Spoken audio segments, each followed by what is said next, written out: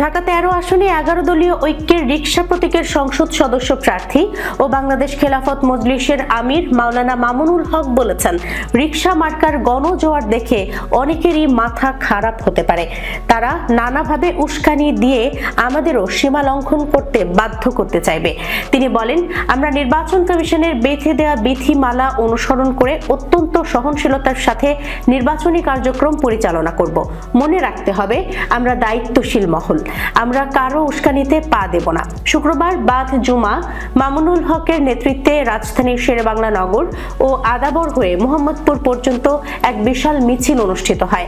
দীর্ঘ মিছিল শেষে আয়োজিত পথসভায় নেতাকর্মীদের উদ্দেশ্যে এসব কথা বলেন তিনি। মামুনুল হক বলেন, আমরা বাংলাদেশকে ভালোবাসি। বাংলাদেশের স্থিতিশীলতা, শান্তি ও নিরাপত্তার জন্য ত্রয়োদশ জাতীয় সংসদ নির্বাচন সুষ্ঠুভাবে সম্পন্ন হওয়া জরুরি। এজন্য আমরা শেষ মুহূর্ত পর্যন্ত ধৈর্য ধারণ করব।